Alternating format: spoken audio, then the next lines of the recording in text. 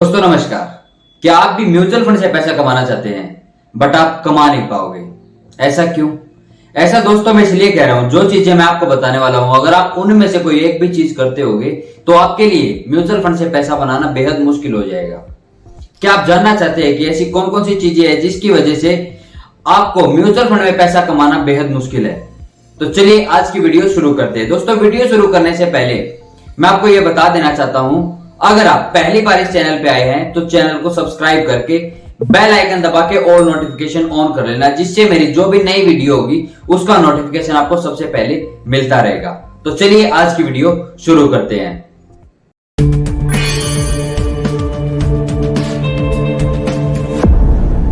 है कम एनएवी को सस्ता समझना। यह एक मूर्खतापूर्ण गलती है जो अक्सर इन्वेस्टर कर देता है। कई बार इन्वेस्टर सोचता है कि जिस म्यूचुअल फंड की एनएवी कम होगी वो सस्ता होगा, किसकी तुलना में जिसकी एनएवी ज्यादा है। बट ऐसा बिल्कुल भी नहीं है, क्योंकि वो एक्चुअल जानते ही नहीं है कि म्यूचुअल फंड क्या होता है।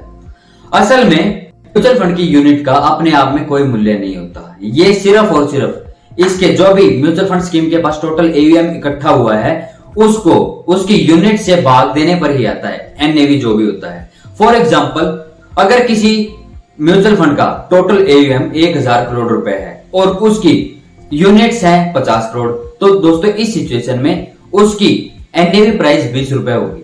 आप समझ चुके होंगे। दूसरी गलती है एनएफओ में इन्वेस्ट करना या एनएफओ खरीदना। दोस्तों मैं बिल्कुल भी आपको सजेस्ट नहीं करता कि आप किसी भी एनएफओ में अपना पैसा इन्वेस्ट करें। एनएफओ एक तरह से ट्रैप होता है मेरे अकॉर्डिंग। तीसरी गलती है अट्रैक्टिव फंड्स में निवेश करना या लुभावने फंड्स में निवेश करना।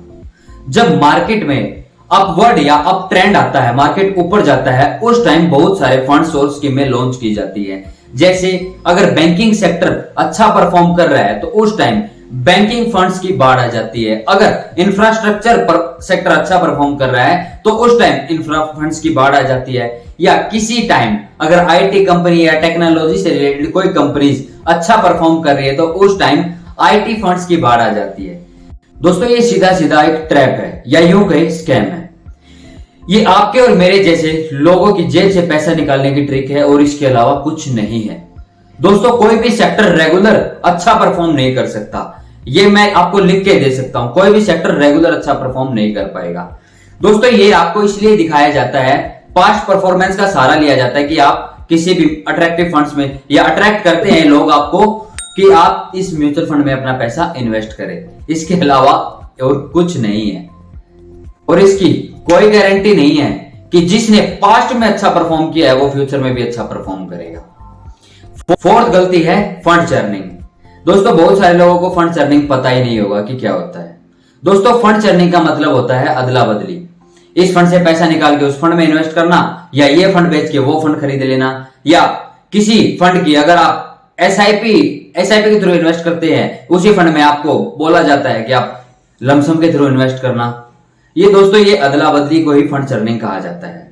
ये बिल्कुल आम सलाह है जो किसी भी डिस्ट्रीब्यूटर द्वारा किसी आम इन्वेस्टर को दी जाती है। अगर आपको कोई ऐसी सलाह दे रहा है तो आपको उसे ही चर्न कर देना चाहिए।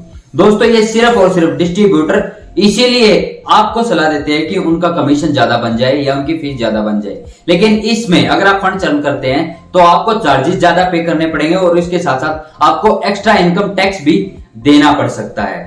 फिफ्थ गलती है अच्छे फंड्स को बेच देना और बुरे फंड्स को बचा के रखना अपने पोर्टफोलियो के अंदर। तो ये सबसे बड़ी गलती है। अक्सर लोग अपने म्यूचुअल फंड के साथ ये गलतियां करते हैं। अगर आपने किसी म्यूचुअल फंड में अपना पैसा इन्वेस्ट किया है और वो काफी समय से आपको लॉस दे रहा है तो आपको इस सिचुएशन में लॉस बुक कर देना चाहिए और उस फंड को अपने पोर्टफोलियो से निकाल देना चाहिए। बट कुछ इन्वेस्टर यहां पे गलती करते हैं कि वो जो फंड्स उनके पोर्टफोलियो में अच्छा परफॉर्म कर रहे हैं वो उनको बेच देते हैं, बट जो फंड्स बुरा परफॉर्म कर रहे हैं उनका अच्छा परफॉर्म करने की आशा में उनको अपने पोर्टफोलियो के अंदर रख लेते हैं और अच्छे फंड्स को अपने पोर्टफोलियो से निकाल देते हैं। लेकिन जिन फंड्स ने आपको काफी समय से नुकसान दिया है वो उसकी कोई गारंटी नहीं है कि वो आने वाले टाइम में आपको अच्छा प्रदर्शन करके दिखाएगा या आपका लॉस रिकवर कर देगा। तो इसलिए ये गलती आप बिल्कुल भी ना करें। अगर आपके जो फंड्स अच्छा परफॉर्म कर रहे हैं उनको अपने पोर्टफोलियो में सदैव बना के रखें, बट जो फंड्स आपके अच्छा परफॉर्म नहीं कर रहे हैं उनको आपको बेच देना चाहिए। अगली गलती है बैंक से म्यूचुअल फंड खरीदना। दोस्तों, बैंक के कर्मचारियों को अपना दोस्त बिल्कुल भी ना समझे। उन्हें कोई फर्क नहीं पड़ता कि आपको कौन सा फंड या कौन सा यूनिट लिंक्ड प्लान लेना चाहिए, क्योंकि उन्हें सिर्फ वही आपको बेचने में फायदा है जिनमें उनको कमीशन ज्यादा मिलता है या जिनमें उनकी फीस ज्यादा है। उन्हें बिल्कुल भी फर्क नहीं पड़ता कि आपको नुकसान हो या फायदा हो, इसीलिए वो आपको कभी भी ऐसे फंड सजेस्ट नहीं करेंगे जो आपके लिए अच्छे हैं। वो सिर्फ आपको ऐसे फंड्स या यूनिट लिंक प्लान सजेस्ट करेंगे जिनमें उनको अच्छा कमीशन मिलता हो या अच्छी फीस मिलती हो। ये गलती आप बिल्कुल भी ना करें। 7th गलती है दोस्तों, स्टार रेटिंग के आधार पे किसी भी फंड में अपना इन्वेस्ट करना। दोस्तों, स्टार रेटिंग इन्वेस्टर के लिए बिल्कुल भी बनाई नहीं गई है। स्टार रेटिंग सिर्फ और सिर्फ जो एनालाइज करते हैं उन्हीं के लिए होती है। इसीलिए आपको आपके पोर्टफोलियो को ध्यान रखना चाहिए, ना कि किसी भी फंड की स्टार रेटिंग के ऊपर ध्यान रखना चाहिए।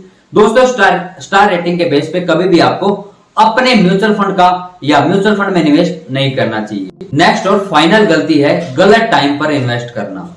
म्यूचुअल फंड में लोगों का पैसा क्यों डूब जाता है, इसके कई कारण। ज्यादातर लोग अपना पैसा म्यूचुअल फंड में तब इन्वेस्ट करते हैं जब मार्केट बहुत ज्यादा ऊपर होता है। उस टाइम यूनिट्स के भाव भी बड़े होते हैं, तब वो अपना पैसा इन्वेस्ट करते हैं। बट जब मार्केट गिरता है तो उनको काफी ज्यादा नुकसान हो जाता है। इसीलिए दोस्तों, आपको यह भी देखना जरूरी है कि मार्केट में अभी क्या सिचुएशन है। अगर पहले से ही मार्केट बहुत ज्यादा ऊपर है तो आपको कभी भी अपना वन टाइम या लमसम के साथ अपना इन्वेस्टमेंट नहीं करना चाहिए। इस सिचुएशन में मैं आपको सजेस्ट करूंगा कि आपको हमेशा ही एसआईपी के थ्रू अपना पैसा इन्वेस्ट करना चाहिए किसी भी म्यूचुअल फंड में, मार्केट ऊपर हो या नीचे हो। अगर नीचे है तो बहुत अच्छा है, अगर ऊपर है तो भी आपको एसआईपी के थ्रू ही अपना पैसा इन्वेस्ट करना चाहिए। एसआईपी के थ्रू अगर आप पैसा इन्वेस्ट करते हैं तो आपको म्यूचुअल फंड में पैसा बनाने के आपके चांस ज्यादा हाई हो जाते हैं। उम्मीद करता हूं दोस्तों आपको आज का कॉन्सेप्ट क्लियर हो गया होगा। और दोस्तों, ये सभी वो गलतियां थी, अगर आप इनमें से कोई भी गलती करते हैं तो इसीलिए आप म्यूचुअल फंड से पैसा नहीं बना पाओगे। अगर आप ये गलतियां करने से बचोगे तो आप कहीं ना कहीं अपना पैसा बना सकते हैं म्यूचुअल फंड के थ्रू। उम्मीद करता हूं दोस्तों आपको वीडियो पसंद आई होगी। अगर वीडियो पसंद आई है तो वीडियो को लाइक करना, और अगर आपको लगता है कि ये वीडियो आपके किसी रिलेटिव या फ्रेंड के काम आ सकती है तो वीडियो को शेयर करना भी नहीं भूलना। और अगर आप ऐसी इंफॉर्मेटिव वीडियोस देखना चाहते हैं तो आप इसी चैनल को भी सब्सक्राइब कर लेना और साथ के साथ ही बेल आइकन दबा के ऑल नोटिफिकेशन ऑन कर लेना, जिससे मेरी जो भी नई वीडियो होगी उसका नोटिफिकेशन आपको सबसे पहले मिलता रहेगा। और दोस्तों, अगर आपको किसी भी तरह का कोई क्वेश्चन है या किसी भी तरह का कोई डाउट है तो आप नीचे दिए गए डिस्क्रिप्शन में मैंने सभी सोशल मीडिया हैंडल्स का जो लिंक दिया है उन पे जाके आप मुझसे पूछ सकते हैं, या इसी के वीडियो के कमेंट सेक्शन में आप कमेंट करके मुझसे पूछ सकते हैं। मैं जितना जल्दी होगा उतना जल्दी आपके कमेंट का रिप्लाई करने की कोशिश करूंगा। आज के लिए दोस्तों वीडियो में इतना ही, मिलते आने वाली किसी नई वीडियो में, तब तक के लिए जय हिंद।